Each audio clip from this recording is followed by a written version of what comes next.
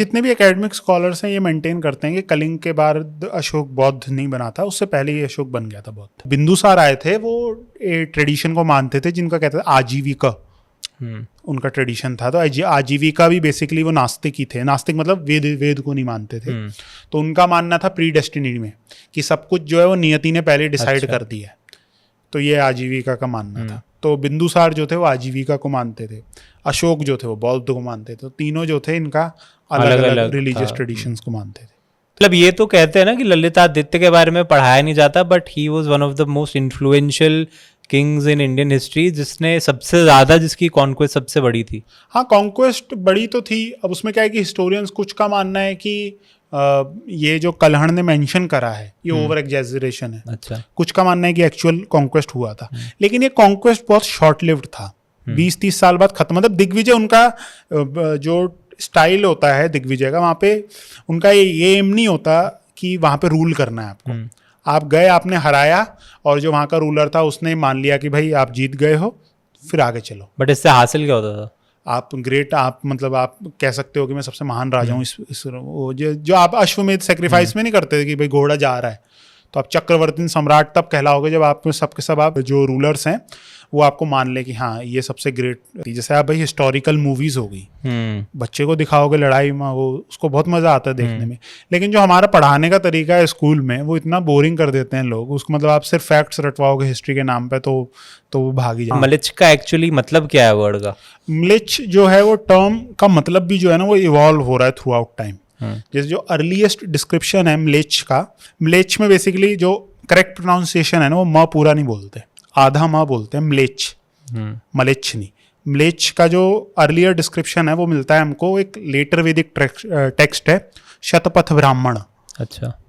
उसमें मिलता है, और उसमें इस सेंस में यूज करा गया है मलेच कि जो लोग जिनको संस्कृत अच्छे से नहीं आती, वो संस्कृत के करेक्ट वर्ड्स प्रोनाउंस नहीं कर पाते, वो है मलेच। ये संस्कृत और प्राकृत में क्या डिफरेंस है? कुछ स्कॉलर्स का ये कहना है कि Sanskrit basically any language which is not Sanskrit is Prakrit. क्ष जो होता है ना, क्षत्रिय वाला क्ष, हाँ। तो उसको यहाँ पे बोलता है वो खत्री, वेस्टर्न इंडिया में छत्री। और अब क्या है कि इंटरेस्टिंगली जो हमारा रीजन है, अशोक के पीरियड में वो क्ष नहीं बोल पाते थे, उसको बोलते थे ख। लेकिन अब क्या है, यहाँ पे क्ष नहीं बोल पाते, क्योंकि मे बी उस अशोक के पीरियड में उसके एरिया में प्रकृत का ज्यादा चलन होता होगा, और हाँ प्राकृत में लिख रखा है। कन्वेंशनल संस्कृत जो है वो बोलते नहीं होंगे, इसीलिए क्ष नहीं बोलते होंगे, ख बोलते होंगे। क्ष को ख बोल रहे हैं वो। लेकिन अब हमारे मतलब प्रेजेंट टाइम तक आते आते अब वो क्ष को ख नहीं बोलते, क्ष को छ बोलते हैं। छत्री बन गए वो, मतलब हाँ, खत्री से छत्री हो गए। मतलब सुनील छेत्री और कोई और खत्री भाई भी हो सकते हैं। अच्छा, ये हमारे बाहर के कॉन्क्वेस्ट वाले हमने कवर कर लिए। मेरे को ये अशोका की हिस्ट्री के बारे में भी आप थोड़ा बताओ। विल टच ब्रीफली जो मेजर अशोका के पॉइंट्स हैं। पहले तो सबसे पहले जो एक बहुत बड़ा आर्ग्यूमेंट चलता है अशोका को लेके कि यार ये कलिंगा की वॉर थी वो, जिसके बाद कहते हैं कि ही एक्सेप्टेड बुद्धिज्म। ये what is your stand on this? ये सही मतलब है? जितने भी एकेडमिक स्कॉलर्स हैं ये मेंटेन करते हैं कि कलिंग के बाद अशोक बौद्ध नहीं बना था, उससे पहले ही अशोक बन गया था बौद्ध। ओके। कितना टाइम पहले बन गया था? कितना टाइम पहले कहना मुश्किल है, लेकिन हमको ये पता है कि जो यहीं पास में ही जब आप जयपुर की तरफ जाते हैं तो एक सिटी पड़ती है बैरात, विराट नगर पहले कहते थे उसको। तो बैरात में इंस्क्रिप्शन है एक माइनर इंस्क्रिप्शन, तो उसमें हमको बताते हैं कि जो अशोक है वो कह रहा है कि मैं पहले ले वर्शिपर था, लेकिन अब और आर्डेंट वर्शिपर बौद्ध का बन चुका हूँ, बुद्धिज्म मतलब और धर्म के प्रति और आर्डेंट हो चुका हूँ। फिर वो अपने जो मॉन्क्स हैं उनको बुक्स रिकमेंड करता है कि ये बुक पढ़ो। फिर संघ को कहता है कि अगर कोई मॉन्क्स हमारे जो संघ है उसमें डिवीजन लाना है तो उसके भी स्ट्रिक्ट एक्शंस होने चाहिए। तो ये सब वो कलिंग वॉर के पहले कह रहा है। और जब आप कलिंग वॉर का जो इंस्क्रिप्शन है उसको पढ़ते हैं कि जिसमें कलिंग वॉर मेंशन कर रखा है, तो उसमें कहीं मेंशन नहीं है कि लड़ाई हुई उसके बाद अशोक बौद्ध बन गया। जितने बुद्धिस्ट सोर्सेज हैं, टेक्स्ट्स जो हैं, उसमें भी कहीं मेंशन नहीं है कि अशोक लड़ाई लड़े उसके बाद बहुत दुख हुआ और फिर वो बन गया। तो ये इमर्ज कहाँ से हुआ फिर ये? पता नहीं है। मतलब जैसे आप इवन जितने भी आप दोनों साइड के स्टोरी मतलब हिस्टोरियन देख लीजिए, रोमिला थापर, आरसी मजुमदार, कोई नहीं कहता ऐसा। अच्छा, मतलब दोनों ही एंगल से ये कभी स्टैप मतलब ये बात की ही नहीं है कि ये बाद में बना है बुद्ध। हाँ, कि ये कलिंग मेरे को लगता है रोमांटिसाइज करने का एक बहुत अच्छा तरीका है कि भाई बहुत मेजर बैटल हुआ, उसमें लड़ाई वड़ाई मतलब परिवर्तन हो गया, मन का हृदय परिवर्तन वो हो गया, तो वो अच्छी स्टोरी बनेगी रादर देन की मतलब पहले से एक्चुअली बात करने में बोरियत आएगी। हाँ, तो वो है। बट इसमें ऐसा कोई हिडन एजेंडा भी नहीं है, क्योंकि अगर किसी भी पक्ष के लोग बोल ही नहीं रहे हैं तो फिर एजेंडा भी नहीं होगा। मेजर स्कॉलर्स तो कोई ये नहीं कहता कि अशोक जो था वो बौद्ध बन गया था कलिंग वॉर के बाद। तो अशोका का एम्पायर था कैसा, मतलब जैसा इसको पोर्ट्रे किया जाता है द ग्रेट अशोक एम्पायर, और मतलब बड़ी हार्मनी में पीस में लोग रहते थे, बड़ा फ्लरिशिंग था पूरा सिस्टम इसका, ये कितना वही मतलब हमारे पास सोर्स है नहीं। अशोक के बारे में हम जानते इसलिए हैं बेसिकली क्योंकि उसने बहुत सारी इंस्क्रिप्शन इंडिया के अलग अलग कोनों में रखी है, और उसमें वो बात करता अपने जो एम्पायर है उसके बारे में, अपनी हिस्ट्री के बारे में ज़्यादा बात नहीं करता, वो मोरल लेक्चर्स देता है। तो ये कहना मुश्किल है, लेकिन ये इंटरेस्टिंगली जो अशोक एक इंस्क्रिप्शन में अपने आप को राजा मगधे कहता है, वो अपने आप को राजा जम्बूद्वीप वगैरह कुछ नहीं कहता। अच्छा, मतलब सिर्फ मगध का बता रहा है, पूरे इंडिया का नहीं बता रहा है, मगध का बता रहा है। अब उस पे आप इंटरप्रेट कर सकते हो इसका क्या कारण, मतलब वो तो कह ही नहीं रहा कि मैं चक्रवर्ती राजा हूं, चक्रवर्ती, बट उसको तो कहते हैं चक्रवर्ती अशोक। उसको जो लेटर बुद्धिस्ट टेक्स्ट हैं उसमें चक्रवर्ती इस्तेमाल करा गया उसके लिए, चक्रवर्ती धर्मराज, ये सब शब्द इस्तेमाल करे, ये बुद्धिस्ट टेक्स्ट में किया गया, बुद्धिस्ट टेक्स्ट में इस्तेमाल करा गया। लेकिन अशोक अपने लिए राजा मगधे बोलता है, वो हम्बल, तो बहुत ही हम्बल टर्म है फिर उस हिसाब से। अब वो उसको किस सेंस में यूज करके, जैसे बहुत कुछ स्कॉलर्स का ये मानना है कि अशोक की जो एम्पायर था वो बेसिकली 3 तरह के रीजन्स थे उसमें। एक था कोर रीजन था मगध का, फिर एक था आपका पेरिफेरल रीजन, और फिर था एक मेट्रोपॉलिटन रीजन। तो पेरिफेरल रीजन बेसिकली ऐसा रीजन था जहाँ पे स्टेट आई नहीं थी, मतलब ट्राइबल एंटिटीज़ थी। तो इसीलिए जैसे जो आपका साउथ का हो गया, कुछ नॉर्थ वेस्ट का इलाका हो गया, तो ये सारी ट्राइबल लोकेलिटीज़ थी, और यहाँ पे मौर्यन एम्पायर का रूल था। तो मौर्यन एम्पायर को ज़्यादा एडमिनिस्ट्रेशन से मतलब नहीं था, उनको था कि थोड़ा बहुत ट्रिब्यूट आ जाए हमारे पास बस। तो बहुत लाइट रूल था इन एरियाज़ में। मेजर जो एडमिनिस्ट्रेशन था वो कोर इलाके में था। तो कोर इलाका बेसिकली जो आपका 16 महाजनपद्स का जो इलाका था, या स्पेशली जो नॉर्दर्न प्लेन्स का गेंजेटिक वैली का इलाका है, वहाँ पे जो मौर्यन एम्पायर था उसकी बहुत मतलब फर्म एडमिनिस्ट्रेशन थी। बाकी जगह पे उनको ज़्यादा मतलब नहीं था क्या हो रहा है, बस उनको इतना मतलब था कि भाई हमको जो ट्रिब्यूट है वो हमारा आ रहा है, उसमें मतलब था। क्योंकि उसका एक आर्ग्यूमेंट वो ये देते हैं कि जितने भी पिलर्स आपको अशोक के हैं ना, वो गेंजेटिक वैली में ही मिलते हैं, उसके बाहर कहीं नहीं मिलते। हाँ, उसका एक कारण ये भी है कि जो पिलर्स हैं उसको ट्रैवल करने के लिए आपको नदियाँ चाहिए, नदी तो यहीं पे ही है। बाकी तो आपको यहाँ से ले जाना है नीचे कर्नाटक तक, वो भी उतना बड़ा 40 टन का एक पिलर है, तो बहुत मुश्किल है ले जाना ना। हाँ। लेकिन वहीं पे क्या है कि अब आपको जो पिलर है वो पिलर आपका जो ये मिर्ज़ापुर का इलाका है ना, वहाँ से सैंडस्टोन क्वेरीज से लिया गया है, वहाँ पे बनाया गया है। तो वहाँ से आपको ट्रांसपोर्ट करना है, तो आपने भाई गंगा नदी पे बार्जेस के थ्रू पटना तक पहुँचा दिया, तो वो ज़्यादा आसान है नदी के थ्रू इतना 40 टन का ट्रैवल करना। और अपने मतलब वैसे देखा जाए कि मैन पावर के थ्रू आप वो बहुत मुश्किल है, तो उसका एक आर्गुमेंट ये भी। तो मतलब अपने जनपद तक ही इसका इन्फ्लुएंस रहा है एक तरह से। नहीं, बाकी इंस्क्रिप्शंस मिलती हैं हमको, लेकिन जो पिलर्स है ना, बाकी जैसे 3 अशोक की इंस्क्रिप्शंस, 3 तरह की इंस्क्रिप्शन है। पहली तो है पिलर एडिक्ट्स, कि पिलर हैं उस पे अशोक ने अपने मैसेजेस लिख रखे हैं। फिर एक है major rock edict. Major rock edict मतलब बड़ी बड़ी रॉक्स हैं, उस पे उसने बहुत अच्छे से लिख रखा है, मतलब कम से कम 50-60-70 लाइन्स हैं पूरा अच्छे से। फिर है माइनर रॉक एडिक्ट्स। दिल्ली में क्या है, दिल्ली में हमारे पास माइनर रॉक एडिक्ट्स मिलते हैं। यहाँ पे साकेत के पास में माइनर रॉक एडिक्ट हैं, वो 3-4 लाइन के हैं, ज़्यादा लाइन के नहीं है।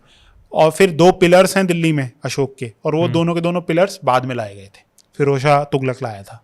अच्छा, हाँ, उससे पहले यहाँ पे नहीं थे, वो अलग अलग जगह थे, एक हरियाणा में था, एक मेरठ में था। तो ये एक मैं आपका पॉडकास्ट जब देख रहा था उसमें आप बात कर रहे थे कि अशोक का कुछ तो कश्मीर से भी कनेक्शन रहा है, तो वो वही अशोक है जो राजतरंगिणी में लिखा गया है या किसी और? राजतरंगिणी के थ्रू ही हम जानते हैं। तो राजतरंगिणी में हमको बताया गया है कि उसमें अशोक को बता रखा है कि उसके जो मैटरनल अंकल थे, हाँ ऐसे मैटरनल अंकल थे, वो थे शकुनी।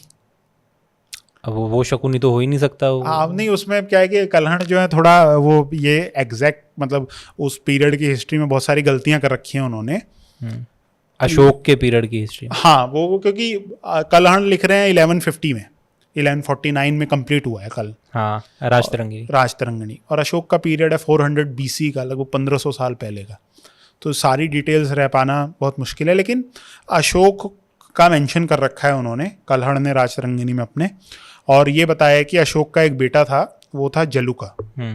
अब जलुका को बताया गया है कि वो उसने मलेच्छों को हराया था, बस इतना बता के वो छोड़ दिया है उन्होंने, कल्हड़ ने। कुछ हिस्टोरियन जैसे रोमिला थापर इंटरेस्टिंगली ये बोलती हैं कि जो जलुका है, बुद्धिस्ट सोर्सेस में बताया गया है कि अशोक का एक बेटा था जिसका नाम था कुणाल। तो वो ये कहती हैं कि जब आप ब्राह्मी में कुणाल लिखेंगे और जलुका लिखेंगे तो वो सिमिलर हैं। अच्छा। तो इनका ये कहना है कि ओवर द टाइम, और बुद्धिस्ट सोर्सेज ये भी बताते हैं कि कुणाल का जो टेरिटरी थी वो वेस्टर्न पार्ट था मौर्यन एम्पायर का, जो कुणाल रूल करता था, जिसमें कश्मीर भी आता होगा। ओके। तो उनका ये कहना है कि जब ओवर द टाइम कुणाल जो था उसका नाम बदल बदल के जलुका हो गया। नहीं, बट ये राजतरंगिणी किस लैंग्वेज में लिखी गई है? संस्कृत में। और हम बात कर रहे हैं कुणाल ब्राह्मी में लिखा, जो बुद्धिस्ट टेक्स्ट हैं वो किस में लिखे गए हैं?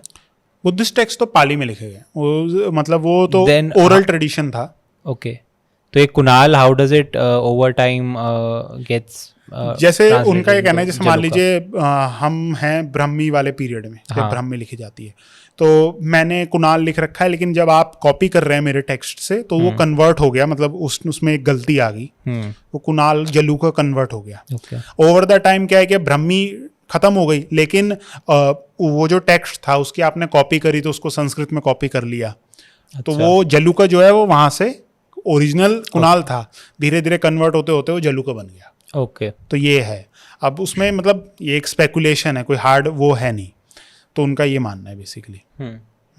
तो अब ये कश्मीर वाला एंगल जो है ये पूरा राजतरंगिणी में कवर्ड है, ब्रॉडली नहीं बट काफी हद तक। राजतरंगिणी बेसिकली जो कश्मीर की हिस्ट्री है ना उससे डील करती है, और कश्मीर की हिस्ट्री कहाँ से, महाभारत वॉर से ले जाती है, वहां से शुरू करती है। हाँ वहां से शुरू, फर्स्ट किंग ऑफ कश्मीर से लेके 11 जो एक जयसिम्ह के रूल तक है, उस पे आते हैं हम, बट इससे पहले ये अशोका का लास्ट पॉइंट कवर कर लेते हैं। हाँ।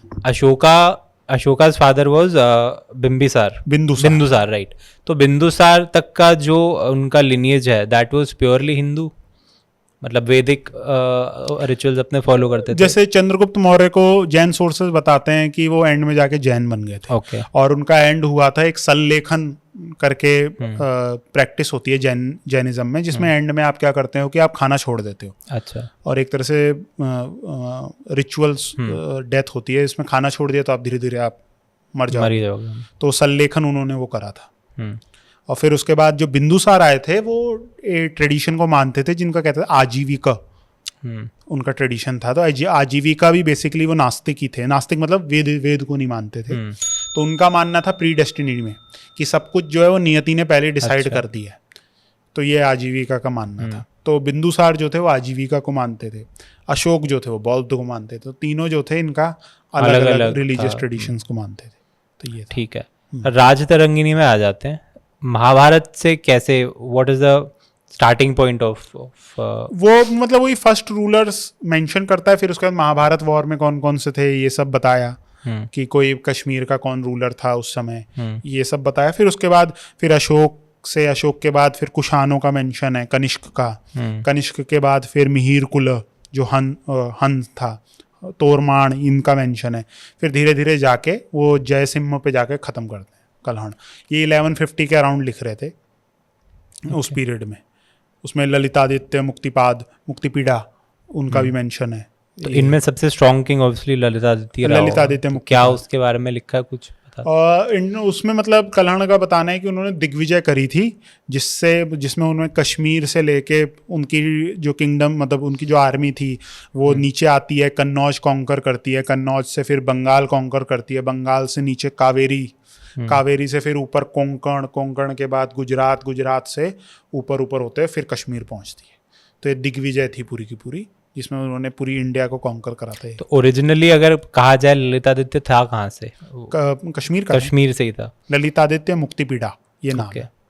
और ये सारे किंग्स फिर इसी के आजू बाजू के लिनिएज के थे या सब अलग अलग लिनिएज? अलग अलग लिनिएज के थे। तो फिर उसके बाद बताते हैं कि फिर ललितादित्य ने जो सेंट्रल एशिया का रीजन है वो कॉन्कर करा।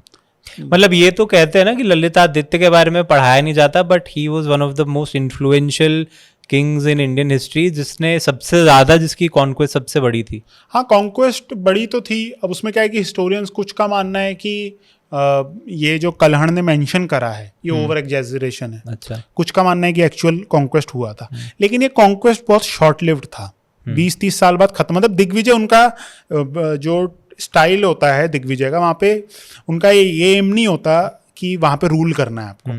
आप गए, आपने हराया, और जो वहाँ का रूलर था उसने मान लिया कि भाई आप जीत गए हो, फिर आगे चलो। बट इससे हासिल क्या होता था? आप ग्रेट, आप मतलब आप कह सकते हो कि मैं सबसे महान राजा हूँ। जो आप अश्वमेध सेक्रीफाइस में नहीं करते थे कि भाई घोड़ा जा रहा है, तो आप चक्रवर्ती सम्राट तब कहलाओगे जब आप सबके सब आप जो रूलर्स हैं वो आपको मान ले कि हाँ ये सबसे ग्रेट। उसमें होता क्या है अश्वमेध यज्ञ में, क्या होता था? एक तो एंड में आई थिंक सैक्रिफाइस होता होगा। हाँ, घोड़ा बट बिफोर दैट सैक्रिफाइस वो घोड़ा कहाँ कहाँ जाता वो था? जहाँ पे भी जाएगा, जैसे मान लीजिए आप अश्वमेध सैक्रिफाइस करवा रहे हैं, तो आपने वो घोड़ा छोड़ा, तो घोड़े के साथ आप एक आर्मी भी छोड़ोगे। और अगर मेरे को चैलेंज करना है, तो मेरी अगर टेरिटरी में वो घोड़ा आया और मैंने उसको जाने दिया, तो बेसिकली मैं एक्सेप्ट कर लिया कि आप मेरे लॉर्ड हो। लेकिन वही घोड़ा मैंने अगर पकड़ लिया और वो आर्मी हरा दी, तो उसका मतलब है कि मैं आपको चैलेंज कर रहा हूँ आपकी अथॉरिटी। तो आप आओगे, मेरे को हराओगे, फिर घोड़ा जब चलेगा वो। ओके। तो वो फिर जब वापसी आएगा आपकी टेरिटरी में, तो फिर वो पूरा सेक्रीफाइस कंप्लीट माना जाएगा। ओके। और वो जब सेक्रीफाइस कंप्लीट हो जाएगा, तो फिर आप अपने आप को मेंशन कह सकते हो कि मैं चक्रवर्ती सम्राट हूँ। ठीक है। तो उस पे वापस आ जाते हैं ललितादित्य के कॉन्क्वेस्ट पे। आप कह रहे थे कि वो एग्जैजरेशन था। नहीं, एग्जैजरेशन मैं नहीं कह रहा। हो सकता है कि कुछ लोगों का, लेकिन मेरा हिसाब से पॉसिबल है कि दिग्विजय हुआ था। हाँ। अब उसमें वही बात है, शॉर्ट लिव्ड था भाई। उनका एम वहाँ पे मतलब बैठ के राजा अपने रूलर वहाँ पे गवर्नर्स एस्टेब्लिश करना नहीं था। वो बेसिकली एक तरह से एक मिलिट्री जो आपका डोमिनेंस है वो शो करना था, और वो कर रहे हैं शो। और एक जर्मन स्कॉलर्स हैं, उन्होंने बहुत कन्विंसिंगली बताया है कि उन्होंने ललितादित्य के बारे में। हाँ, ललितादित्य के बारे में। मतलब राज तरंगिणी को पहली बार मतलब एडिट और ट्रांसलेट इंग्लिश में करा था M.A. स्टाइन ने 1889 के अराउंड। उनका ये अभी भी आप जो आपको अगर राज तरंगिणी पढ़नी है, इंग्लिश में 2 ट्रांसलेशंस हैं। पहली ट्रांसलेशन है M.A. स्टाइन की, वो एकेडमिक है 3 वॉल्यूम की, 1889 के अराउंड इन्होंने करा था। दूसरी ये R.S. पंडित की।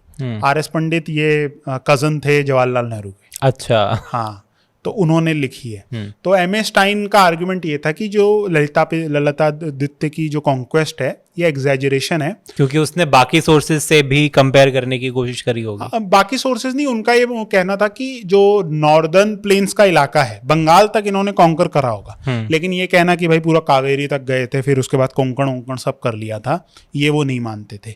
उसके बाद फिर एक जर्मन स्कॉलर्स आए, तो उन्होंने राज तरंगिणी के अलावा और अलग अलग एविडेंस के थ्रू ये शो करने की कोशिश करी है कि जो कॉन्क्वेस्ट था, या फिर ये जो एक्सपेडिशन थी, कॉन्क्वेस्ट कहना अच्छा नहीं रहेगा, आप ये मिलिट्री एक्सपेडिशन कह सकते हो। ये मोर और लेस जो है ये करेक्ट है, मतलब जो कल्हण का डिस्क्रिप्शन है वो सही है। तो ये है। और उसमें इंटरेस्टिंगली ललितादित्य मुक्तिपीड़ा की जो डेथ है वो होती है यहाँ पे सेंट्रल एशिया में टारिम बेसिन के अराउंड। इन्होंने जो तिब्बतन आर्मी से इनकी हार हो गई थी, और फिर इन्होंने खुद और इनके जो जनरल्स थे अपने आप को सेल्फ इमोलेट कर लिया था, चिता में जला के जला लिया। हाँ, तो उसके बाद फिर बताते वो मतलब कारकोट जो इनकी डायनेस्टी थी वो चैलेंजेस हो गया। और इंटरेस्टिंगली ये जो पीरियड है 8th सेंचुरी का पीरियड, इस पीरियड में जो सिंध है वहाँ पे कॉन्क्वेस्ट हो चुकी है अरब्स की। तो इस पीरियड में ये ललितादित्य वो कर रहे हैं। तो सिंध में कॉन्क्वेस्ट होनी शुरू हो गई है। कॉन्क्वेस्ट कर ली थी, कॉन्क्वेस्ट कर ली थी। टर्क हाँ। किसने करी थी? अरब्स ने। अरब्स ने करी थी।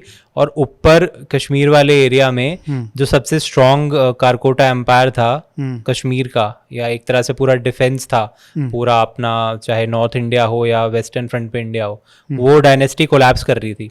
नहीं, मतलब ललितादित्य के बाद डिस्टर्बेंस आई थी, लेकिन उसके बाद अभी आगे तक और थोड़ा चलेगी। ललितादित्य के बाद और कौन सा इन्फ्लुएंशियल था किंग? उसके बाद जैसे जयसिम्हा भी इंपॉर्टेंट रूलर हुए हैं, फिर एक रूलर हुआ था हर्ष, वो बाद में आया था, कारकोट डायनेस्टी का नहीं था। तो वैसे मतलब और भी रूलर्स आए बाद में, लेकिन ललितादित्य मेजर रूलर इसलिए थे कि उनकी जो एक इतनी ब्रॉड कॉन्क्वेस्ट थी वो इसलिए इम्पोर्टेंट है।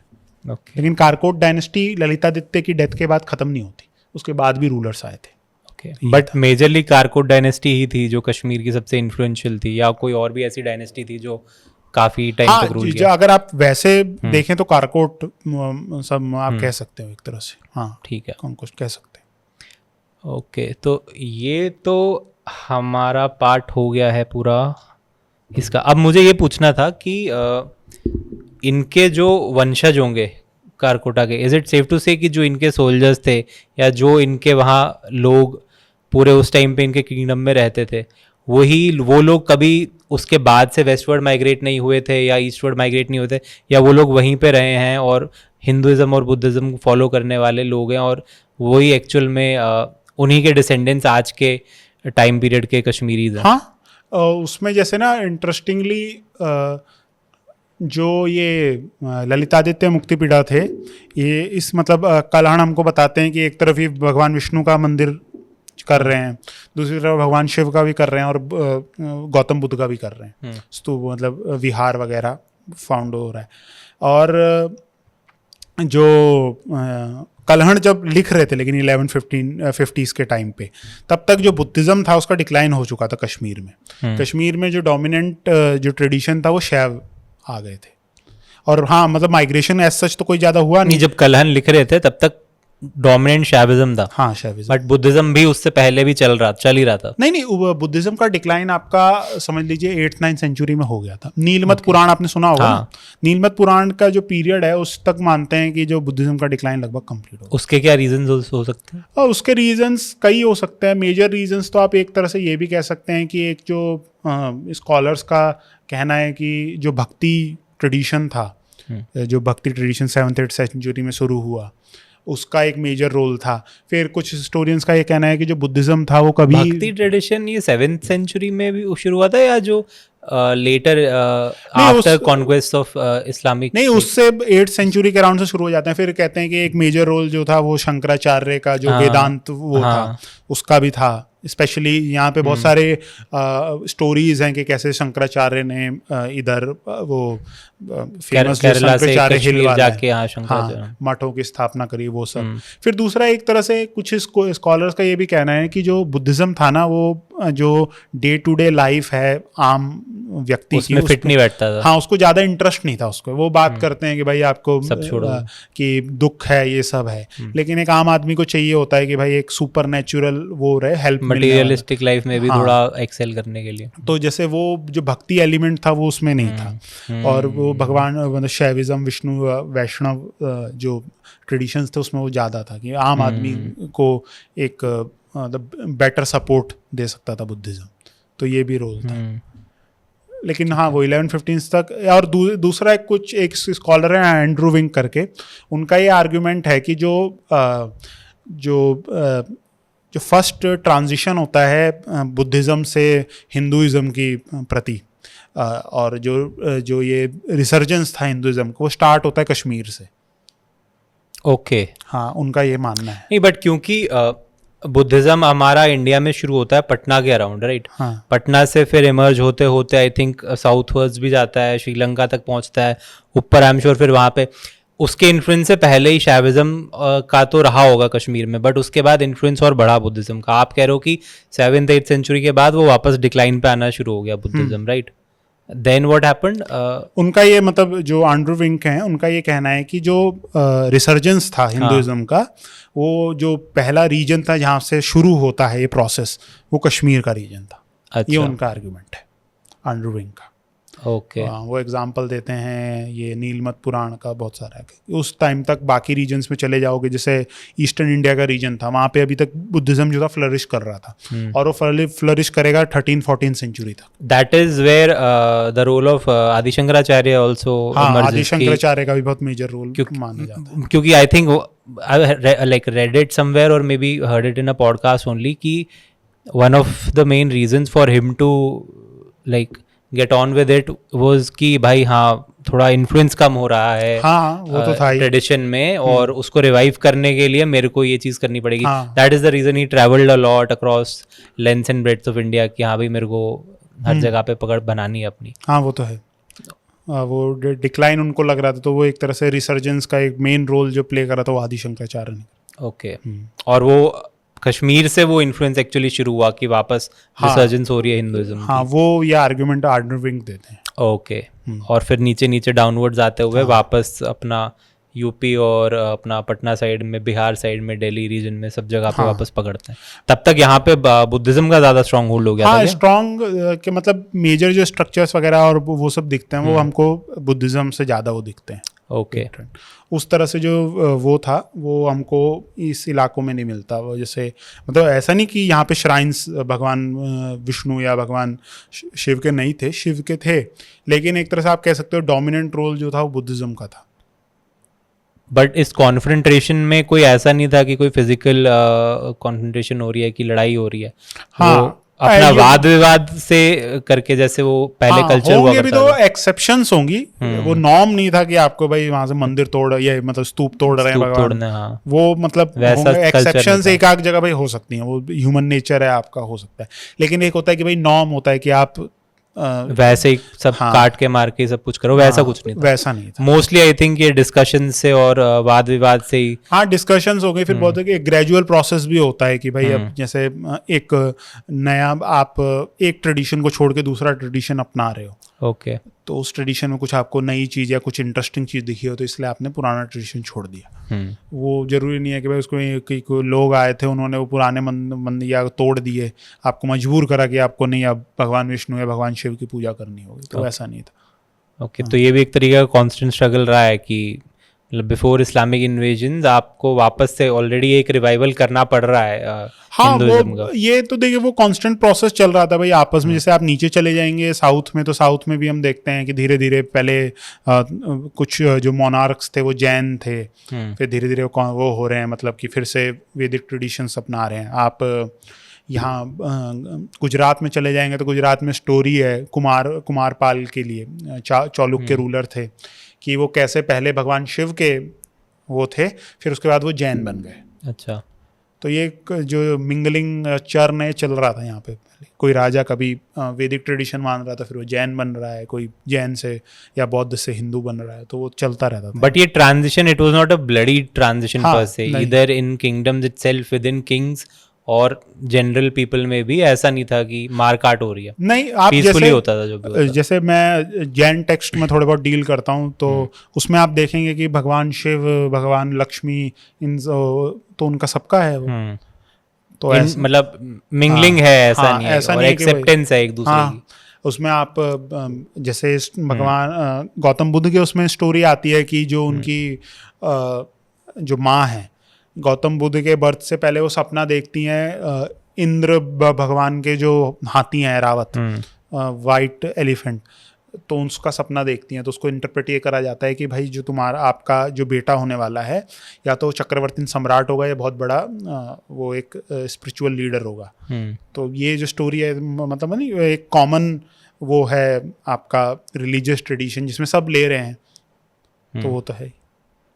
ठीक है, इस पे मैं आपका ट्विटर बायो देख रहा था, उसमें आपने मध्य देश लिखा है। वो मध्य देश का क्या फंडा है, वो ज़रा समझा दो। मध्य देश बेसिकली जैसे जो आर्यवर्त का रीजन है, कुछ सोर्सेस में उसे मध्य देश कहा गया है। मध्य देश बेसिकली जो अब आर्यवर्त तो ऐसे पूरे इंडिया को ही कहते हैं ना? नहीं, उसमें स्पेसिफिक बाउंड्री बता रखी है, और वो बाउंड्री शुरू होती है जालंधर से। आपका जो वेस्टर्न बाउंड्री है उसकी जालंधर, ईस्टर्न प्रयाग, और नॉर्थ में जो हिमालयन फुट हिल्स है उसके साउथ में, हिमालयन फुट हिल्स के साउथ में, नर्मदा के नॉर्थ में जालंधर का जो रीजन है उसके ईस्ट में और प्रयाग के वेस्ट में, तो जो ये जो पूरा रीजन है ये बेसिकली आपका मध्य देश का रीजन। आर्यवर्त मध्य देश दोनों एक मतलब आर्यवर्त जो टर्म है ये तो महाभारत के टाइम से किया। हाँ, महाभारत में आती है, मेंशन होती है, फिर धर्म सूत्रस में मेंशन होती है। मध्य देश भी जो है पुराणों में आता है मध्य देश का मेंशन। तो बेसिकली यही जो सेम रीजन है इसको मध्य देश कहते थे। बुद्धिस्ट सोर्सेज में आप चले जाओगे तो मध्य देश को उन्होंने क्या रखा है, मध्यम देश। और मध्य देश और ज्योग्राफिकल बाउंड्रीज यही हाँ लगभग सेम है। और मध्य देश की इंपॉर्टेंस ये थी कि जितने भी आर्यवर्त या मध्य देश की उसमें मेंशन करा गया है सब सोर्सेज में कि यहाँ पे जो आपके धर्म है वो वेल एस्टेब्लिश्ड है। अच्छा, हाँ, वेल एस्टेब्लिश्ड है। यहाँ की जो स्पीच है, यहाँ का जो कल्चर है वो सबसे प्रॉपर कल्चर जो है वो इस रीजन का ही है। इंटरेस्टिंगली आप कल्हण पढ़ोगे ना तो कल्हण भी बोलता है कि जैसे ब्राह्मणों का माइग्रेशन जो हो रहा है वो आर्य देश से हो रहा है। तो उसके सेंस में जो गेंजेटिक बेल्ट है ना, हाँ, वो मध्य देश का रीजन, वो अभी तक वो आर्यवर्त वाला जो रीजन है वो है। मतलब जो the people who are coming into Kashmir, नहीं कुछ माइग्रेशन, हाँ कुछ from the rest of India, हाँ they are from the rest of India, नहीं सिर्फ जो मध्य देश हाँ बेसिकली जो गेंजेटिक प्लेन्स का इलाका है वो। और तो जैसे आपके जो मेजर काशी हो गया ये सब वो थे मध्य देश में थे, तो ये माना जाता था। मध्यम देश जो बुद्धिस्ट सोर्सेज में है उसकी इंपॉर्टेंस इसलिए थी क्योंकि मध्यम देश का ही जो रीजन था वहीं पे गौतम बुद्ध की जितनी भी लाइफ हुई थी और गौतम बुद्ध वहीं पे आसपास ही ट्रेवल करा था उस रीजन में। ओके, तो इसलिए बुद्धिस्ट सोर्सेज के लिए मध्यम देश इसलिए इम्पोर्टेंट है कि गौतम बुद्ध की पूरी जो जीवन वो हुआ है उसी रीजन में वो चले फिरे हैं, तो इसलिए उनके लिए सेक्रेड है मध्यम देश। तो इस रीजन में मैं भी रहता हूँ तो मैंने मध्य देश यूज कर लिया। तो Madhya Desh basically middle country, middle heartland of India so to speak. नहीं हार्टलैंड नहीं, मध्य देश मिडल कंट्री, जैसे 6 रीजन। बट इसको डिस्टिंग्विश नहीं कर रहे वो, लाइक जम्बू द्वीप जो है वो पूरा इंडिया का जो एक्चुअल जम्बू द्वीप, जैसे भारतवर्ष है, पुराणों में आता है भारतवर्ष के 6 हिस्से हैं। उत्तर पथ, मध्यम देश, दक्षिण पथ, पूर्व देश, पश्चिम देश, अपरांत, ऐसे करके आते हैं। तो मध्यम देश जो मिडल कंट्री, जो पूरे इंडिया में मिडल में जो है वो है मध्यम देश, सॉरी मध्य देश। मध्यम देश बुद्धिस्ट सोर्सेस का हो गया, तो ये मध्य देश का ही है। ठीक है, अच्छा मैं आप क्योंकि हिस्ट्री में आपकी इतनी अच्छी कमांड, आप पीएचडी भी अभी हिस्ट्री में ही कर रहे हो। हाँ। ये इंटरेस्ट कहाँ से डेवलप हुआ?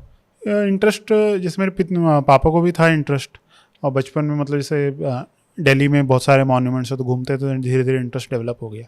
स्टार्टिंग में मतलब बीए के टाइम पे मेरे को नहीं पता था कि मेरे को हिस्ट्री लेनी है, लेकिन एमए जब मैंने करा तब तक श्योर था कि एकेडमिक्स में तो नहीं तो कम से कम पीएचडी तो करनी है। तो ये था धीरे धीरे। तो एमए आपने अभी कंप्लीट कर दिया ना? एमए किस में किया आपने? एमए भी हिस्ट्री में करा, डीयू से किया, और अभी आप पीएचडी भी एंशिएंट, हाँ ठीक है। तो यार इसमें अभी आपके पास तो इतना स्ट्रॉन्ग होल्ड है, आपका इंटरेस्ट था बचपन से। नॉर्मली हम लोग देखते हैं कि बच्चों में कोई इंटरेस्ट है नहीं हिस्ट्री का, और हमारी जनरेशन से भी एक मतलब एवर्जन सा है एक हिस्ट्री को लेके कि यार नहीं पढ़नी, बोरिंग है। तो what is your take on that कि बोरिंग लगती क्यों है? ये हम लिखाई इस तरह से गई है या पढ़ाने का तरीका या कल्चर स्कूल्स और कॉलेजेस में? कॉलेजेस तो चलो छोड़ो, जो कॉलेज जाएगा ह्यूमैनिटीज़ पढ़ने वो नेचुरली इंटरेस्ट के थ्रू जाएगा, बट स्कूल्स में इस तरह से पढ़ाई जाती है, वो कुछ वो तरीका रेलेवेंट है आज की डेट में? इसको कुछ चेंज कर सकते हैं जिससे थोड़ा और हिस्ट्री को इंटरेस्टिंग बना सके? जैसे मतलब मेरे एक दोस्त है तो उसका एक पॉइंट है, वो कहता है कि हिस्ट्री पर से जो है ना किसी को बोरिंग नहीं लगती। जैसे आप भाई हिस्टोरिकल मूवीज हो गई, बच्चे को दिखाओगे लड़ाई में, वो उसको बहुत मजा आता है देखने में, लेकिन जो हमारा पढ़ाने का तरीका है स्कूल में वो इतना बोरिंग कर देते हैं लोग उसको। मतलब आप सिर्फ फैक्ट्स रटवाओगे हिस्ट्री के नाम पे तो वो भाग ही जाएगा। लेकिन हिस्ट्री पर से मेरे को नहीं लगता किसी को बोरिंग लगती होगी। तो सुनने में तो सबको मजा आता है क्योंकि हिस्ट्री के पॉडकास्ट सबसे ज्यादा चलते हैं। हिस्ट्री के बाद नहीं, आप जो पीरियड मूवीज होती हैं आपका जितनी भी आप देख लीजिए, अकबर की, बाजीराव की, शिवाजी की, सबको मजा आता है। या फिर हिस्टोरिकल जो सोप ओपेरा वो होते हैं, सबको अच्छा लगता है। लेकिन वो कुछ पढ़ाने में मतलब जो ऐसा है कि उसमें आपका जो हिस्ट्री पढ़ने का वो ख़त्म कर देते हैं। लेकिन मेरे को लगता है फिर कुछ मामलों में कि जैसे एक बेसिक नॉलेज अगर आपको हिस्ट्री है तो ज़रूरी नहीं है सबको भाई हिस्ट्री में बीए या एमए लेवल तक का जानने की ज़रूरत है। तो नॉर्मल अगर जो मीडिया पे अगर अच्छे से, जरूरी नहीं है सिर्फ आपको बुक से ही पढ़ना पड़ेगा, अगर आपको डॉक्यूमेंट्रीज वगैरह अच्छी मिल रही हैं तो वहाँ से पढ़ सकते हैं, तो और वो हमको ही करना पड़ेगा।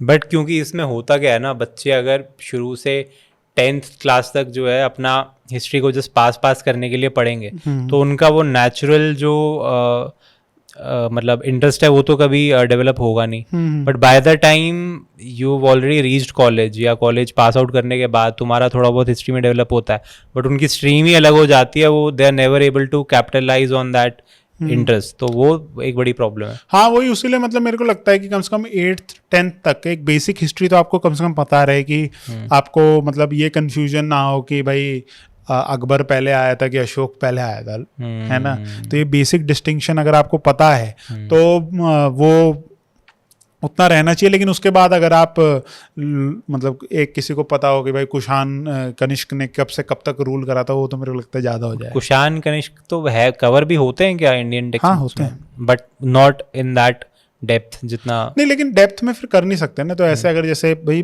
स्कॉलर्स ने अपनी ज़िंदगी में वो मतलब एक पूरी आपको 100 500 600 पेज की बुक मिल जाएगी सिर्फ कनिष्क के ऊपर है, या कनिष्क के कॉइनेज के ऊपर है, वो भी कनिष्क के ऊपर भी नहीं, कनिष्क के कॉइन्स के ऊपर पर्टिकुलरली। तो डेप्थ की तो मतलब वो लिमिट नहीं है ना। आदमी मतलब एक पर्टिकुलर जैसे कनिष्क की जो कोरोनेशन की डेट है उस पर आर्टिकल लिख रखे हैं लोगों ने 70 पेज के, कोरोनेशन की डेट पे बेसिकली उस पर क्या डिबेट है। तो उतनी डेप्थ पे किसी को जाने की जरूरत नहीं है। लेकिन एक बेसिक अगर अंडरस्टैंडिंग हो कि हाँ भाई कनिष्क लगभग 1700 साल पहले या फिर 1800 साल पहले था, इतना पता हो तो वो बहुत है। उसको मतलब ये ना कह रहा हो कोई कनिष्क और अशोक में कंफ्यूज हो रहा है कोई। एक जो बच्चे या जो भी लोग जनरली बात करते हैं कि यार ठीक है हिस्ट्री में जो हुआ अब इसको पढ़ के क्या मिलेगा, तो उस आर्ग्यूमेंट को आप कैसे देखते हो कि यार हिस्ट्री पढ़ के फ़ायदा क्या है, उसका क्या जवाब है? हाँ लेकिन वो मतलब वो आर्ग्यूमेंट आप बाकी जो लिबरल आर्ट्स के सब्जेक्ट्स हैं जैसे लिटरेचर हो गया तो उसमें भी मतलब मेरे को लगता है कि अगर आपको समझना है कि भाई आपका कल्चर क्या है, आप कहाँ से आए हो, अपने बारे में अगर आपको और अच्छे से जानना पड़ेगा तो मेरे को लगता है हिस्ट्री इसलिए ज़रूरी है। आप अपने पास्ट को अच्छे से मतलब जान पाओ। अब उसकी एक फ़िलोसॉफिकल आर्गुमेंट ये आ जाता है, जैसे हिस्ट्री को आप पढ़ते हैं तो उसमें मतलब एक ये पढ़ाया जाता है कि भाई कितने स्कूल्स हैं हिस्ट्री के। तो एक स्कूल है मतलब जिसका कहना है कि भाई हम हिस्ट्री इसलिए पढ़ते हैं कि जो पुरानी गलतियां हैं उससे हम सीख के नहीं वो गलतियां फिर से ना करें। तो एक ये एस्पेक्ट है हिस्ट्री सीखने का। कुछ जो मॉडर्न स्कॉलर्स हैं उनका कहना है कि भाई ये जो है ना कि हम पुरानी गलतियों से सीख के नई गलतियां नहीं कर पाएँ, तो उनका कहना है कि ये कोई आर्गुमेंट है नहीं, क्योंकि हिस्ट्री मतलब कोई हिस्ट्री से आप कोई एक्चुअल जो ट्रुथ है वो कभी पा नहीं सकते। एग्जैक्टली क्या हुआ होगा पास्ट में वो कहना बहुत मुश्किल, मतलब कहना मुश्किल क्या हो आप कह ही नहीं सकते। तो उनका ये कहना है कि हिस्ट्री हम इसलिए पढ़ते हैं कि बस हमको पढ़ना है। तो मैं वो वाला आर्ग्यूमेंट सब्सक्राइब नहीं करता। लेकिन ये है मेरा मानना है कि अगर आपको अपने कल्चर, आप कहाँ से आए हो, अपने पास्ट को, अपने आप को अच्छे से समझना है तो आपको हिस्ट्री जानना पड़ेगा, वो जानना ज़रूरी है।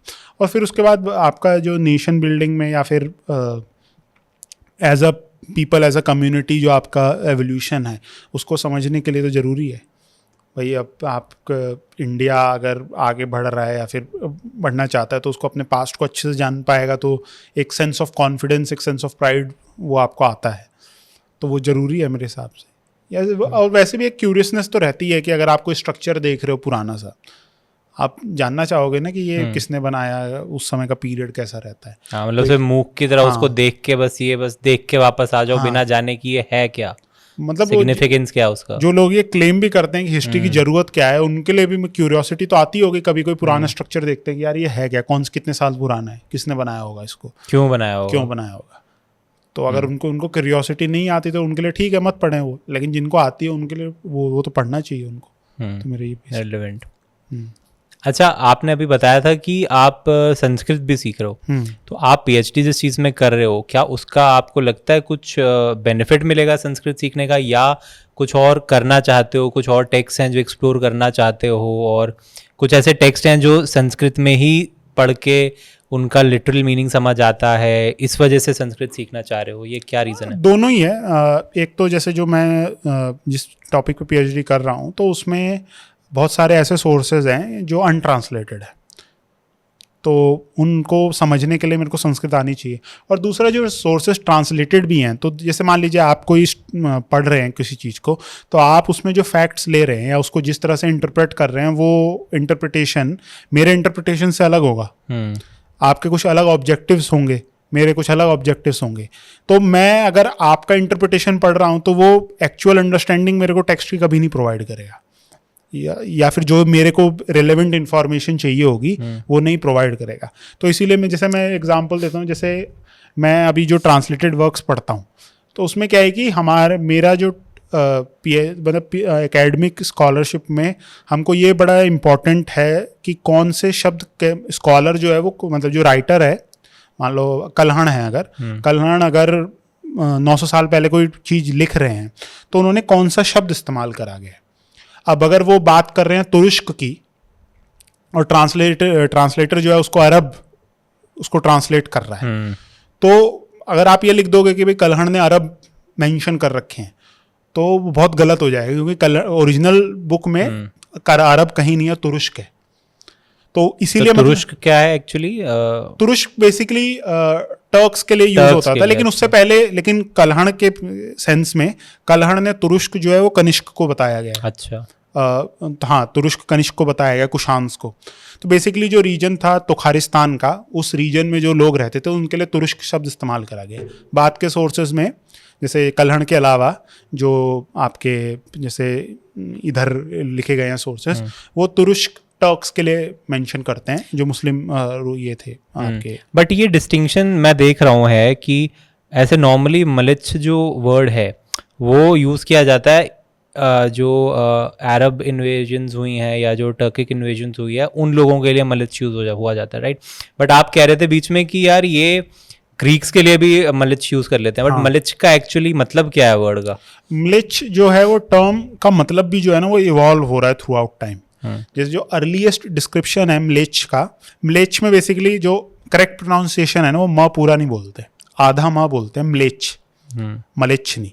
म्लेच्छ का जो अर्लियर डिस्क्रिप्शन है वो मिलता है हमको एक लेटर वैदिक टेक्स्ट है, शतपथ ब्राह्मण। अच्छा। उसमें मिलता है, और उसमें इस सेंस में यूज़ करा गया है म्लेच्छ कि जो लोग जिनको संस्कृत अच्छे से नहीं आती, वो संस्कृत के करेक्ट वर्ड्स प्रोनाउंस नहीं कर पाते, वो है म्लेच्छ। ओके, डेफिनेशन है बेसिकली। हाँ, ये डेफिनेशन है। उसमें एक आता है कि जो म्लेच्छ लोग हैं वो हेलवा हेलवा हेलवा बोलते हैं, जो एक्चुअल वर्ड है उसको नहीं बोल पा रहे, वो हेलवा हेलवा उनका वो है। फिर आप जब जिस पीरियड में धर्म शास्त्र और धर्म सूत्र लिखे गए थे लगभग 2000 साल पहले, उसमें क्या होता है, जो ये टर्म है म्लेच्छ, इसकी जो मीनिंग है वो ब्रॉडन हो जाती है कि जो लोग जो संस्कृत अच्छे से नहीं बोल पाते वो, और जो लोग जो वर्णाश्रम धर्म है उसके बाहर हैं, इनका कोई वर्ण नहीं है, वो है म्लेच्छ। ओके, तो ये डेफिनेशन यूज करेगी म्लेच्छ की, बेसिकली आउटसाइडर्स। ओके, और इंडिया में जो रहेंगे वो सारे वर्ण आश्रम में तो होंगे ही कोई ना कोई? नहीं, उसमें भी जैसे कौटिल्य को आप पढ़ोगे ना, हाँ। तो कौटिल्य इंडिया में जो म्लेच्छ जातीज हैं, अच्छा। उनका मेंशन है, बेसिकली जो ट्राइबल्स हैं जिनका कोई वर्ण नहीं है, वो आउटसाइड वर्ण फोल्ड जो हैं उसके लिए म्लेच्छ जाती है। मतलब इंडिया, ये उस ईरा में was it used as a derogatory term to these people? To a certain extent, yes. लेकिन कुछ टेक्स्ट में जैसे मेंशन कर रखा है कि भाई ग्रीक्स के सेंस में कि भाई ये मलेच्छ हैं लेकिन इनके पास नॉलेज अच्छी है। अच्छा। हाँ, तो हमको ये ऋषि की तरह उनको रेस्पेक्ट करना चाहिए। ओके। हाँ, तो ये इस सेंस में तो मतलब दोनों हमको दे एक तरह से धिक्कार, मतलब जैसे बोल रखा है कि भाई मलेच्छ देश में अगर आप चले गए, मलेच्छों के देश में, तो फिर वहाँ से जब आप आओगे तो आपको अपना प्यूरिफिकेशन राइट्स करने होंगे, अपने आप को प्यूरिफाई करना पड़ेगा। मलेच्छ भाषा बोलोगे अगर आप, तो फिर आप समझ लो आप एक तरह से दूषित हो गए हो, तो आपको प्यूरिफाई अपने आप करना। तो एक सर्टेन डेरोगेटरी सेंस में तो यूज होता था। बट ओवर टाइम इसका कैसे चेंज हुआ है मीनिंग? ओवर टाइम में उसमें वो जैसे एक आर्गुमेंट ये देते हैं कि जब शतपथ ब्राह्मण लिखा गया था तो बेसिकली जो लोग संस्कृत नहीं जानते थे उनके लिए यूज करा गया।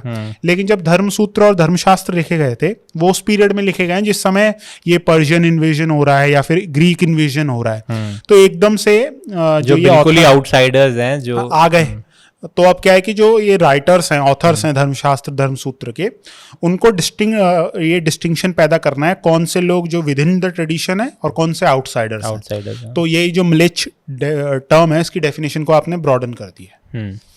तो जैसे अब मुझे मतलब कश्मीरी का नहीं पता, लेकिन हमारे यहाँ पे ना अभी भी मलिच्छ जो है, मलिच्छ बोलते हैं आम भाषा में। और बेसिकली वो बोला जाता है कि जो मतलब बहुत गंदी तरह से रहता हो तो उसको कहते हैं मलिच्छ है ये। अच्छा, मतलब जो गंदा अब वो उस लेवल पे आ गया है कि भाई अगर नहाया नहीं आज तो तू भाई मलिच्छ है। ये जैसे मतलब हमारी मम्मी जो मतलब आज अगर मैंने नहाया तो मैं मलिच्छ हो गया। ये मलिच्छों की तरह बैठ रखा है, कुछ नहीं कर रहा यार। ये सिर्फ मैं यूपी की बात नहीं कर रहा, आपका पंजाबी में भी मलीच बोलते हैं। तो टर्म ये वाली जो है अभी तक यूज होती है और एक डेरोगेटरी सेंस में यूज होती है। Okay, make sense. तो ये है मलेच्छ टर्म। तो ये जो टर्म मलेच्छ, तुरुष्क, यवन, शक, ये सब जो है ये मुस्लिम्स के लिए यूज करी गई है सोर्सेज में, इस्लामिक इन्वेडर्स के लिए। मुस्लिम यहाँ पे मैंने करेक्ट कर दिया। तो ठीक नहीं, उससे पहले जो इन्वेजन नहीं हुआ था और उसके मतलब उसमें भी जैसे इंस्क्रिप्शंस हमको मिलती हैं ट्रेडर्स के। जैसे एक तो इन्होंने अरब ने यहाँ पे वो कर लिया है सिंध पे कब्जा, लेकिन क्या है उस समय तक ये जो आपका कोंकण और महाराष्ट्र का रीजन है यहाँ पे अरब्स के या पर्शियंस के साथ ट्रेड्स भी हो रही हैं और वो यहाँ पे रह भी रहे हैं, हमको ये एविडेंस मिलता है। तो उनके लिए भी टर्म इस्तेमाल करी गई है ये तुरुक, तुरुष्क, यवन, ये सब। तो मतलब इन्वेडर्स भी हैं साथ साथ, लेकिन आप एक तरह से आप कहते हो मुस्लिम्स और इन्वेडर्स दोनों के लिए। ओके, ठीक है। तो हाँ, हम इसमें एक्चुअली हम थोड़ा डाइवर्ट हो गए। संस्कृत का सिग्निफिकेंस था इन योर पीएचडी, वो उसको उस पॉइंट। हाँ, तो बेसिकली आपको अगर टेक्स्ट पढ़ना है और एक अच्छी अंडरस्टैंडिंग आपको डेवलप करनी है तो उसके लिए आपको खुद पढ़ना पड़ेगा ओरिजिनल टेक्स्ट, ट्रांसलेशन से काम नहीं चलेगा क्योंकि उसका पूरा मीनिंग नहीं आएगा। हाँ, उसका पूरा मीनिंग नहीं आएगा। और दूसरा एक तरह से आप हैंडीकैप्ड हो, अब जिस टेक्स्ट की ट्रांसलेशन नहीं हुई उसको आप पढ़ोगे ही नहीं।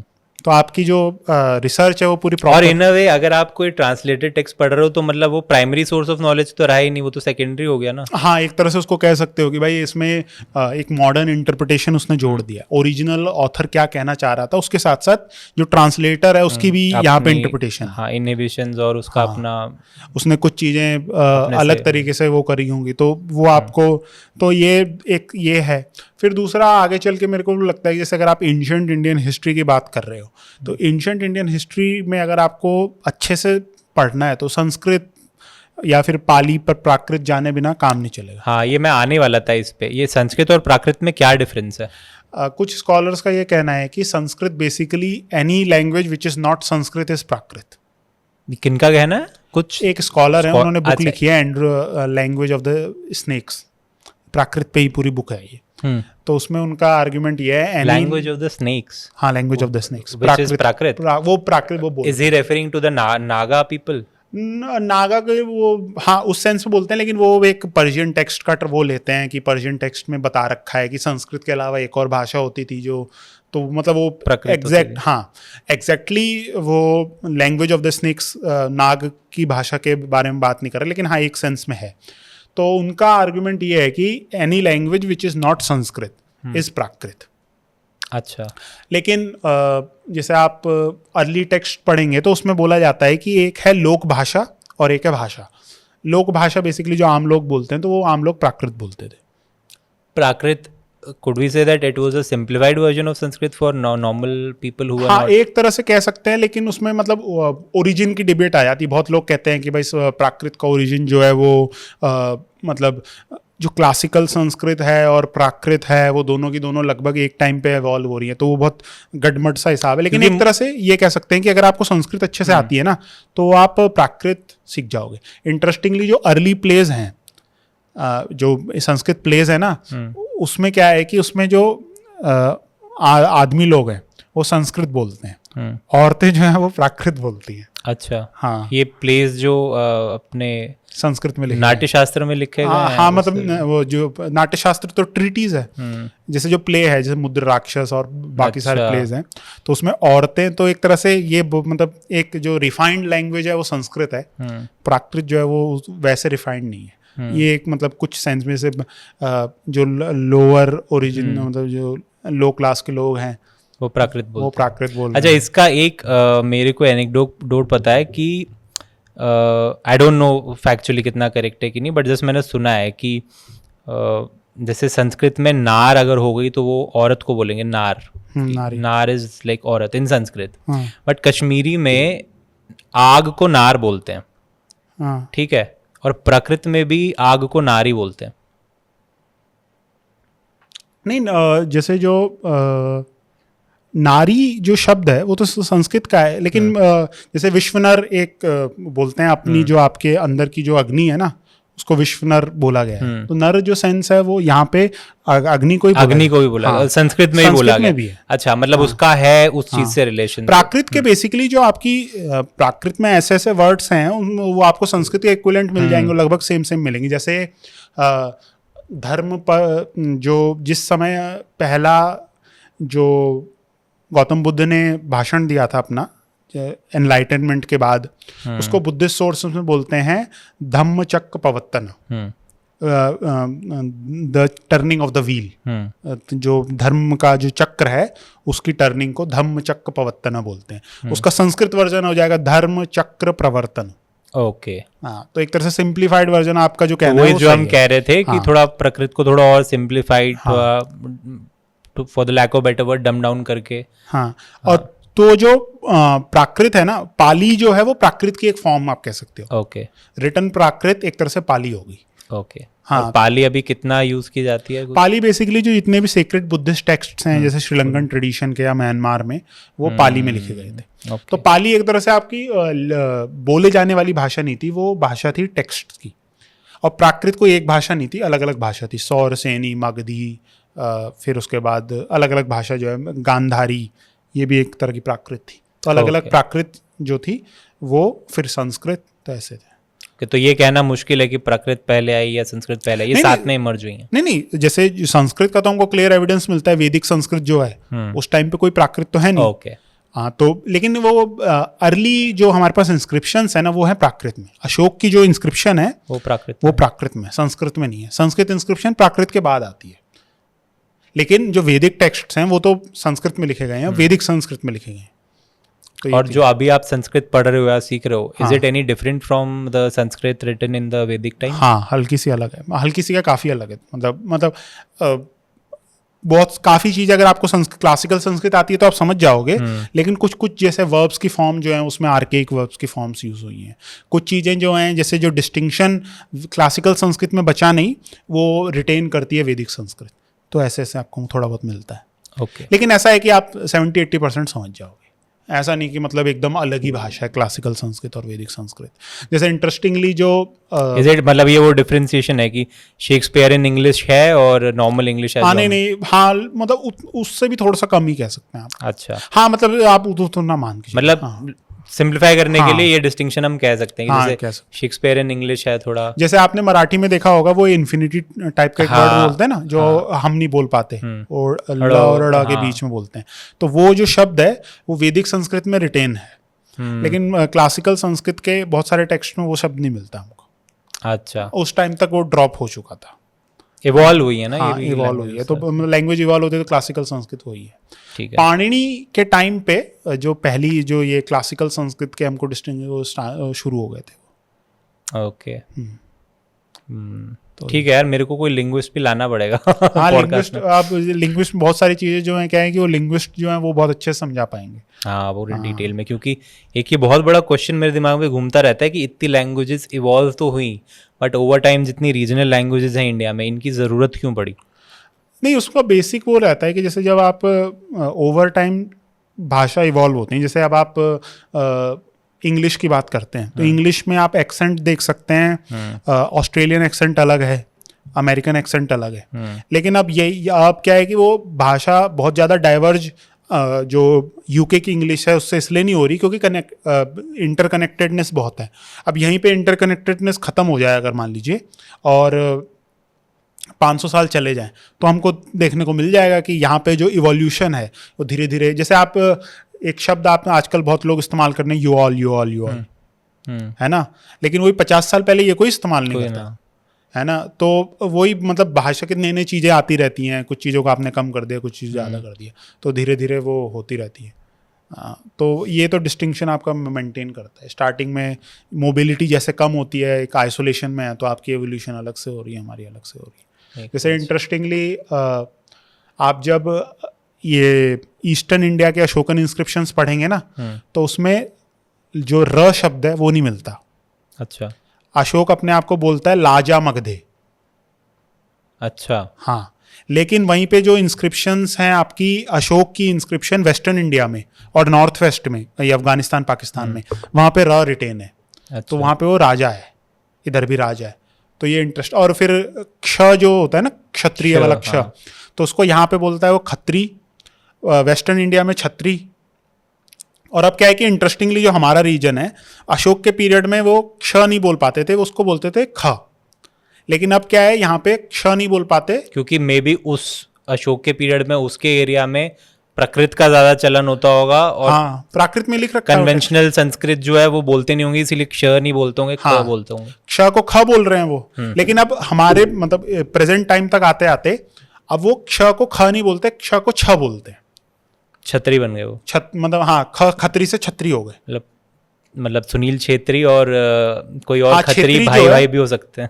नहीं वो तो कास्ट वाला। लेकिन ये इंटरेस्टिंग है कि जैसे अभी भी मतलब अशोक के टाइम से डेवलपमेंट ये देखिए कि जो पहले खत्री हो मतलब क्ष को ख बोलते थे, अब जाके वो क्ष को छ बोल रहे। तो क्षेत्रीय लोग जो इंडिया में है वो दे कुड बी, हाँ, नेपाली है वो, मतलब उनका मानना है कि वो क्षत्रिय क्षत्रिय हैं, हो सकते हैं। क्षत्रिय हाँ। टाइटल बेसिकली वो अपने आप को हाँ, वो बोलते ये हैं। कहाँ से कहाँ पहुंचे हम लोग, वापस क्षत्रिय वाले हाँ, आए। तो वही है। तो इस पे लैंग्वेज पे कंक्लूड करते हैं। हड़प्पन अपनी लैंग्वेज ये कभी डिसाइफर होगी कि नहीं होगी, कुछ हो रहा है इस पे काम? नहीं, उसमें वो ये होता है कि जैसे जो अभी हमारे पास मेन दिक्कत क्या है कि हड़प्पन लैंग्वेज के साथ की जो हमारे पास एविडेंस है वो बहुत माइन्यूट एविडेंस। मतलब आप ये मान लीजिए कि सबसे जो मेजर इंस्क्रिप्शन है हड़प्पन स्क्रिप्ट की, उसमें सिर्फ 40 कैरेक्टर्स हैं।